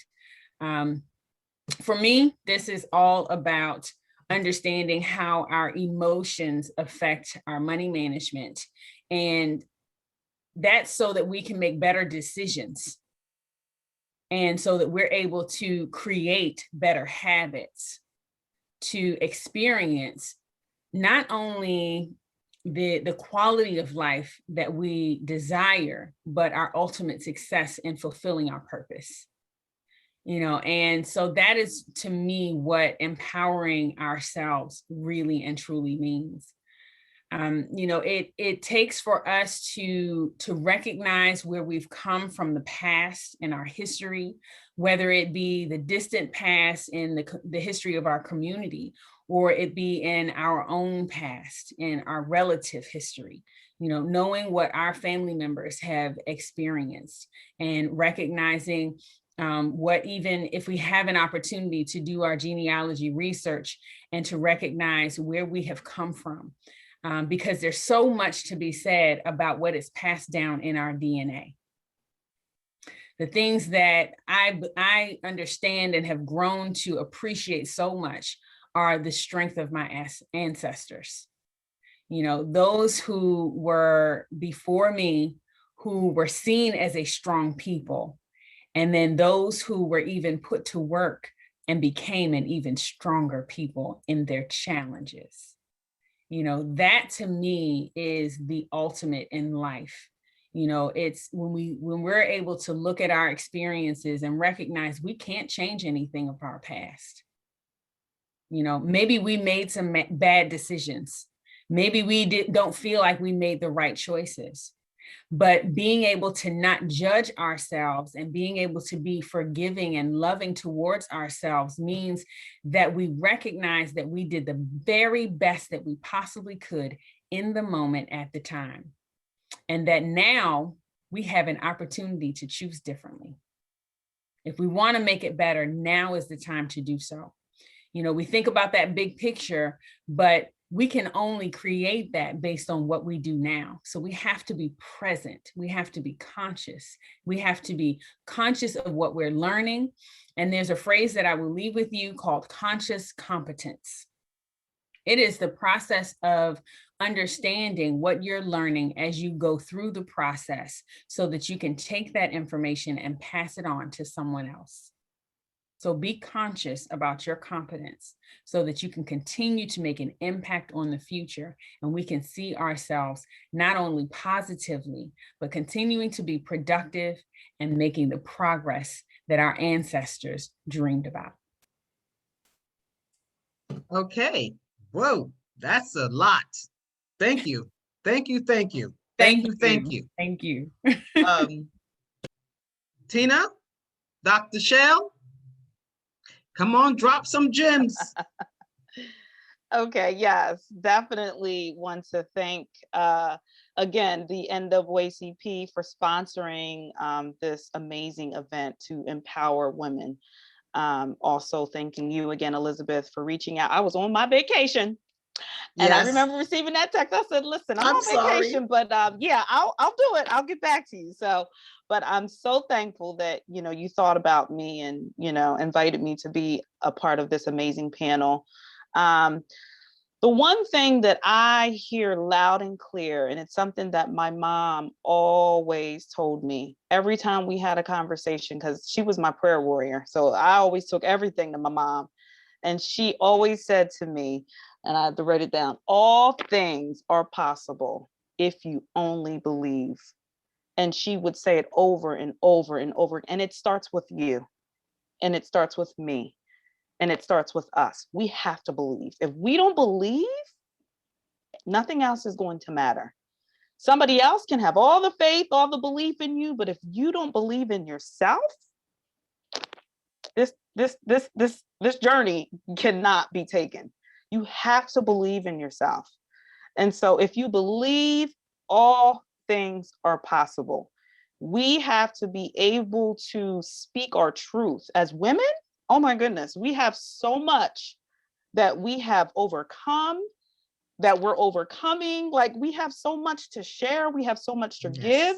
And I think a lot of times, we feel like we shouldn't be saying certain things, or that we don't have a voice. And we do. We have a voice. We have so much to give and to share and to empower ourselves and to empower one another. Mm-hmm. So I say, believe, believe, believe. First, believe, know thyself. 𝘕𝘈𝘈𝘊𝘗, who was a Black psychologist, that was a term that he used. And it was always about knowing thyself, loving thyself, self-love. And it all starts with that belief. It all starts up here. And I always use that in my counseling. The whole notion of cognitive behavioral therapy is your thoughts. So the things that you put into your mind, your thoughts, definitely impact the way that you feel about yourself, those emotions, and furthermore, those actions, what you're able to do. The mind is a powerful thing. What we feed ourselves, what we're reading, what we're speaking, the company we're keeping, those are all affecting our thoughts. And so it all starts with that belief. You can accomplish anything and everything if you only believe. Thank you. Yes, ma'am. Thank you. Thank you. So, Miss Evita, you have the last say. So bring us home, sister. Go ahead. I'm listening. I don't know who else is listening, but I'm listening. Well, I do appreciate, you know, you inviting me on to this. Like I said, I really needed this today. I appreciate the NAACP just for always empowering me throughout my journey, you know, personally and as a business. So this is such a great opportunity. I'm humbled by everyone's stories. Lately, I've done a lot of interviews. So this is the first time that I could like speak on my story the way that I really want to, you know, speak on it, because you're asking me the questions that need to be asked. But I really appreciate this space that we're sharing together. I've learned a lot from everyone. And, you know, I was sitting here writing notes like, okay, I need to come back to this. But I really appreciate that. But this is, yeah, about empowering. I feel like there is a narrative that tells us that, you know, we're catty with each other. Like there's a lack of sisterhood within our community. And I've always felt so empowered by seeing other sisters doing their thing, you know, them empowering me, just sending random messages like, keep going, little sis, or, you know, keep doing what you're doing, or, you know, your words inspired me, those type of things, that we really have such a strong sisterhood with people that we don't even really have to know much about, but we just have this shared likeness and shared experience that is really empowering to me. It helps me keep going in my journey and in my endeavors. And yeah, like I'm almost at a loss for words. And I'm a poet. I always have words. So I'm just at a loss for words because I really needed this today. We also have been working to open a Concrete Rose, which is a very different business to this area. And we were intentional of making, you know, our book selection be focused on authors of the African diaspora. We're definitely going to have to get your book in there, Dr. Shell. But just focusing on empowering our stories and using that as a catalyst for change through literature, and just, you know, saying that our community does deserve to have nice things. We do love literacy, and we can empower each other through that. And then also the whole winemaking thing, we're entering a business that is, I think less than 1% of the industry, of the wine industry, is Black. So entering that business as Black women winemakers it can be very intimidating, but we've learned that we had such a network of sisters in the wine industry that have uplifted us, that have given us advice and shared, you know, their experiences. One sister told us that no one should be, you know, there shouldn't be any gatekeepers. People shouldn't be upset that we are getting somewhere faster because we learned from others' mistakes. And we are obligated to share the information that we learn with the people that are coming behind us, the people that are walking with us. Sometimes, you know, people that we think are further ahead still learn from us. So I'm just very humbled in this journey. It's very new for me to open a brick and mortar. I've had Speak to My Soul for quite a while, and that's a completely different business than what we're moving into. So I'm just humbled by the process and allowing myself to be teachable and, you know, listen to people that have had businesses for years teach me and tell me like, hey, this is a better way that you can do these things. And just, you know, just humble yourself throughout the whole journey and know that you're not going to do everything right. You're not going to make everyone happy. And just believe in yourself. I completely agree with that sentiment, to believe in yourself more than anyone else, because you have to empower yourself to self-sustain and keep going forward. Thank you for those gems. I appreciate it. I appreciate you all. Before we leave and I close out, I'd like to read a few of the comments. I won't say the names. I'll just read the comments. It says, this is real. Our talk is real. You guys are doing a great job. Love this. Another attendee say, thank you, ladies. This is so uplifting. As what Evita just said. So sorry, this is not timely, but somebody liked what you just said. This is so important. I am still trying to learn to do this. So I'm thinking they're talking about empowering themselves and believing in themselves. So much wisdom and insights from all 5 of you. Especially appreciate 𝘱𝑒𝑡, whose words motivated me to finalize something I've been struggling with. Blanding asked us if we could stay after after this presentation for a minute. Yes, this presentation will be available to share with others because it is on Facebook Live. Thank you, ladies, for the excellent program. Okay. It also will be shared on the branch's new Facebook page. And let me see what else we have. Okay, and this was excellent. So thank you, ladies. You did a fabulous job today, and we appreciate you taking time out of your busy schedule to be with us. But before we close out, I'd like to talk a little bit about the Lancaster NAACP. The NAACP Lancaster shares the vision of the National NAACP organization to ensure a society in which all individuals have equal rights without discrimination based on race. The NAACP focuses its strategy for the 21st century on 6 game changers. We talked about that earlier. Economic sustainability, free, high-quality public education. Let me repeat that. Free, high-quality public education for all, health, high-quality healthcare, and justice, equitable justice, protected voting rights, and fair representation for all, and expanded youth and young adult engagement with issues. To join the NAACP, or for more information, you may call 717-405-3115, or you may visit www.naacplancasterpa.org. Again, thank you for coming, and we appreciate all of you.